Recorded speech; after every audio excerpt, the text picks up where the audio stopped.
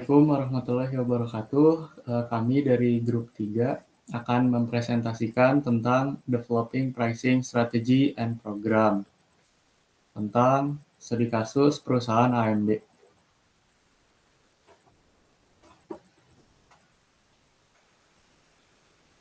Anggota kami, saya sendiri, Afina Yeldi, lalu ada Yahya Anugrah, ada Syail Safadilah, ada Haura Haya, lalu ada Nieva Cisnul Azahra.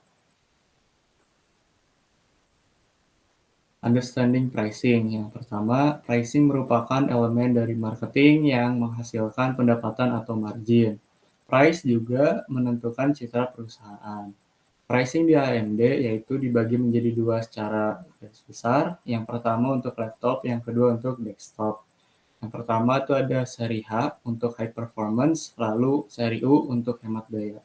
Dan di desktop ada seri X untuk high performance, G untuk built-in dengan GPU Radeon, seri T untuk turbo clock, seri XT untuk turbo clock high performance. Lalu ada visi CEO AMD yaitu Dr. Lisasu tentang visi dari perusahaan AMD.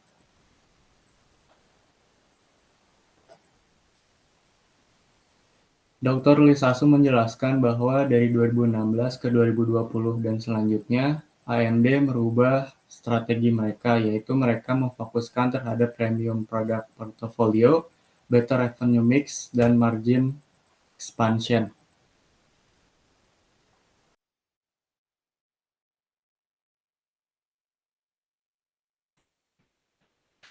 Berikutnya saya akan menjelaskan mengenai step pertama dari setting the price.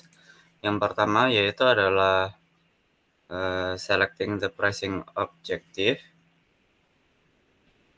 Ada dua metode yang dilakukan oleh AMD. Yang pertama yaitu adalah product quality leadership, yaitu AMD menawarkan produk yang memiliki harga yang reasonable dengan menawarkan produk yang menjanjikan ketahanan kinerja selama beberapa tahun pemakaian atau penggunaan.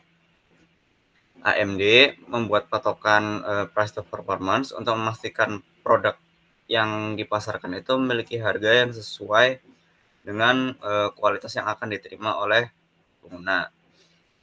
AMD juga mendapat julukan di Indonesia yaitu beneran cepat untuk menunjukkan bahwa AMD itu bisa membuat prosesor yang memiliki harga yang murah dan juga performa yang benar-benar cepat. Kemudian ada maximum market skimming, yaitu dari awal AMD seri terbaru diluncurkan, AMD secara perlahan mulai memperkenalkan teknologi yang lebih canggih dengan harga yang sedikit lebih tinggi dibandingkan produk lamanya, agar prosesor yang AMD kembangkan tersebut dapat diterima dan tidak dipungkiri perlu agar tidak hanya konsumer melainkan investor yang memberikan fondasi agar industri prosesor AMD sendiri tidak mengalami penetrasi yang terlalu besar akibat dari peningkatan harga tersebut. Kemudian step kedua yaitu adalah determining demand. Di sini AMD itu menggunakan dua metode analisis, yaitu yang pertama metode price sensitivity analysis, di mana AMD itu melakukan analisis sensitivitas dari produk secara menyeluruh, di mana dari hal tersebut AMD melakukan cross check terhadap track record permintaan dan penjualan produk mereka dalam beberapa tahun terakhir dan juga penjualan prosesor secara menyeluruh. Di sini pasar prosesor itu termasuk dalam produk yang bersifat pokok karena semakin sini prosesor itu termasuk bagian yang sangat dibutuhkan terutama untuk laptop dan untuk desktop. Kemudian ada metode analisis kedua yaitu measuring demand curve. Di sini AMD itu menggunakan dua tipe analisa, yaitu menggunakan price experiment yaitu melakukan berbagai eksperimen terhadap harga yang dipatok ketika barang yang baru mereka buat itu dirilis. Kemudian mereka juga menggunakan statistical analysis, yaitu menggunakan metode analisis statistik dari produk mereka dan pasar prosesor secara menyeluruh yang kemudian akan di follow up berdasarkan demand secara setiap kuartal. Kemudian akan dijelaskan oleh teman saya. Lalu yang selanjutnya itu second enterprise step 3 yaitu estimating cost. Di sini terdapat dua jenis biaya yang digunakan oleh AMD yaitu fixed cost atau biaya tetap dan variable cost atau biaya yang bervariasi. Fixed cost adalah biaya yang tidak bervariasi dengan tingkat produksi atau pendapatan penjualan sales revenue. Lalu variable cost adalah biaya bervariasi secara langsung dengan tingkat produksi. Lalu ada pula biaya total, terdiri dari jumlah biaya tetap dan biaya variabel untuk setiap tingkat produksi tertentu. Lalu ada biaya rata-rata. Biaya rata-rata adalah biaya per unit pada tingkat produksi tersebut atau sama dengan total biaya dibagi produksi.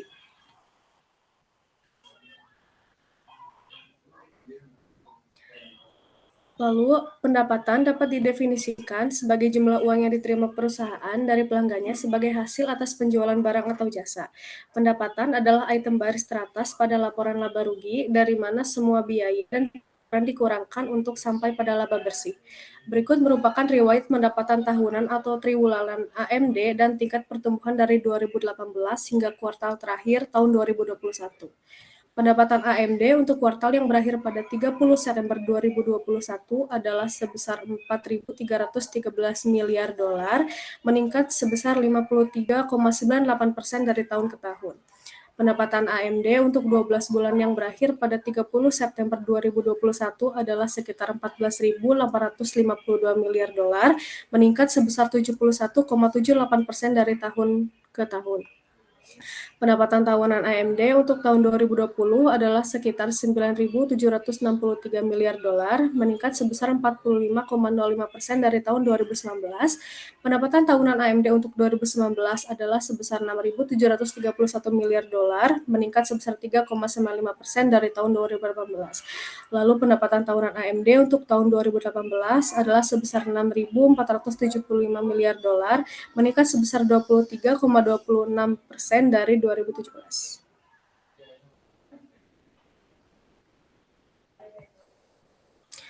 Lalu setting the price step keempat yaitu analyze competitor. Kami semua tahu bahwa kompetitor dari AMD adalah Intel. Maka dari itu ini adalah hasil analisis yang kami lakukan pada produk kompetitor.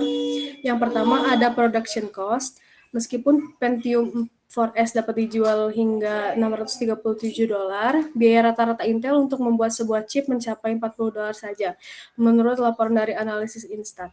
Laporan tersebut tidak mempertimbangkan biaya yang terkait dengan desain atau pemasaran, atau fakta bahwa chip kelas atas dapat dijual lebih mahal karena produksi dapat berjalan dengan kecepatan tinggi, tetapi laporan ini menjelaskan bagaimana Intel telah berhasil mempertahankan margin yang sehat dan stabil di era penurunan harga atau decline era. Biayanya ini stabil di sekitar $40 sejak 2003. Next.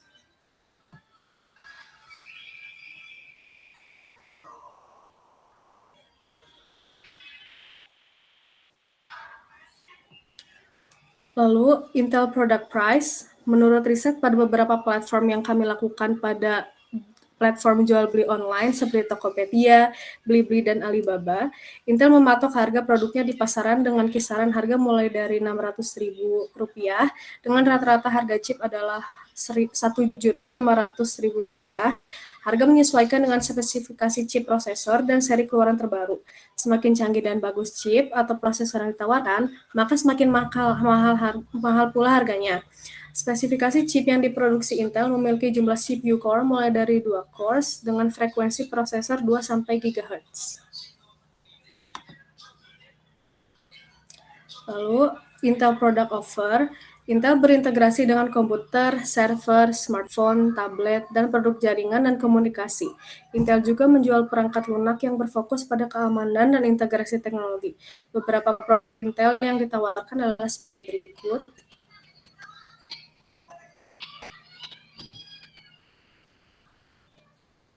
Yang pertama ada microprocessor, lalu system on chip, chipset, motherboard, server, solid state drive atau SSD, jaringan, dan program.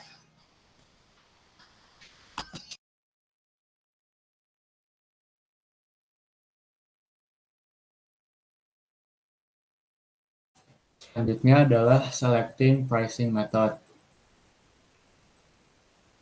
Secara garis besar, AMD melakukan dua metode, yaitu metode yang pertama adalah penetration pricing strategy dan yang kedua adalah skimming pricing strategy. Penetration pricing strategy adalah di mana AMD mengeluarkan produk lalu memberikan harga yang lebih rendah daripada harga aslinya dengan waktu yang telah ditentukan, lalu perlahan menaikkan harganya sesuai dengan harga asli. Kelebihannya adalah produk cepat diterima pasar, efisien, dan persaingan menjadi kecil. Lalu kekurangannya adalah margin laba yang rendah, citra perusahaan yang bisa saja turun, lalu resiko perang harga. Lalu AMD juga melakukan skimming pricing strategy pada AMD Ryzen 5000 kemarin. Kelebihannya yaitu memberikan citra yang baik, pengembalian modal cepat, dan profitabilitas tinggi. Skimming pricing strategy adalah strategi di mana produk ketika dikeluarkan diberikan harga yang tinggi lalu perlahan diturunkan pada periode waktu yang telah ditentukan. Kekurangannya adalah dapat merusak citra jika produk tidak sesuai dengan harga, bukan strategi jangka panjang, dan dapat menghilangkan kesetiaan pelanggan. Lalu selanjutnya adalah selecting the final price. Selecting the final price, AMD melakukan beberapa cara, yaitu mereka melakukan geographical pricing, di mana mereka membagi menjadi harga di benua Amerika, Eropa, Asia, Timur Tengah, dan juga Australia. Lalu AMD juga memberikan discounts, yaitu mereka memberikan diskon ketika harga awal ketika produk pertama kali dirilis. Lalu mereka juga melakukan promotional pricing, di mana mereka memberikan harga-harga khusus ketika event-event tertentu. Lalu dampak harga kepada pihak lain dapat memberikan disrupsi bagi perusahaan lain. Juga reaksi kompetitor itu mereka dapat memberikan strategi-strategi baru kepada produk mereka. Lalu reaksi supplier, mereka semakin giat mempromosikan produk dan pemerintah melakukan audit dan memberi pajak.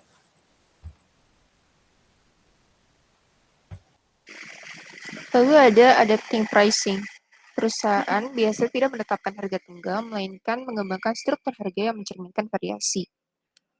Pertama itu ada geographical pricing, di mana merupakan ketetapan dari perusahaan untuk memberikan perbedaan harga produk kepada pelanggan dengan lokasi yang berbeda. Lalu berdasarkan riset yang dilakukan pada sejumlah marketplace, didapatkan data bahwa AMD memberikan harga yang berbeda di sejumlah negara. Untuk jika berfokus pada seri Ryzen 2700X, harga yang dipatok di India adalah Rp16.000, lalu di Indonesia, seri tersebut dijual di range harga 3 juta sampai dengan 7 juta. Lalu di Amerika, seri ini dijual dengan harga $299 dan sedangkan di Inggris, seri ini dijual dengan harga 299,99 pound sterling. Lalu, di next. Lalu, price discount dan allowance, sebagian besar perusahaan ini akan menyesuaikan daftar dan harga mereka di mana mereka akan memberikan diskon. Semisal untuk 100 pembeli pertama, atau diskon untuk pembelian di luar season, ataupun diskon untuk pembelian volume. Di Indonesia sendiri, dilansir dari situs resmi AMD, terdapat cashback sebesar Rp175.000 untuk pembelian laptop dengan AMD Ryzen.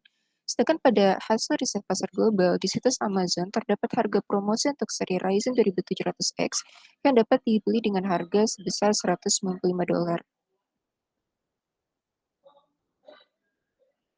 Lalu ada differentiated pricing, yang merupakan diskriminasi harga yang terjadi ketika sebuah perusahaan menjual produk atau jasa pada dua atau lebih harga yang tidak mencerminkan perbedaan proporsional dalam biaya. Mengenai perbedaan harga sendiri, AMD memberikan perbedaan harga pada setiap serinya.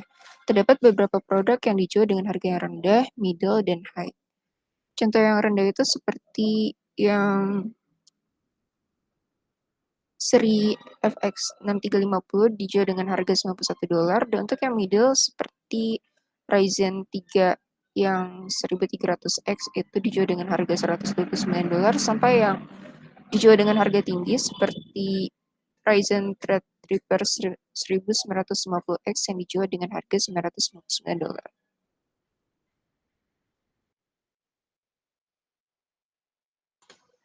Oke, selanjutnya bagaimana sih cara AMD untuk melakukan inisiasi pemotongan harga? Jadi untuk di Indonesia sendiri, AMD itu berusaha memasarkan teknologinya dengan bekerja sama dengan beberapa device dengan merek terkemuka seperti Acer, HP, dan lain sebagainya. Di sini itu AMD berusaha untuk mengimbangi bagaimana caranya agar bisa mengimbangi pasar dari Intel. Next. Oke, di sini ada salah satu contoh di mana ada Intel Core dengan harga 6.499.000, di mana spesifikasinya itu memang hampir mirip dengan AMD Ryzen 3 ini. Cuman di sini AMD Ryzen itu selalu berusaha untuk tidak menyamaratakan harganya, namun memberikan harga lebih mahal dengan sedikit spesifikasi yang lebih baik atau menurunkan harganya dan mengurangi sedikit spesifikasi yang diberikan. Jadi next.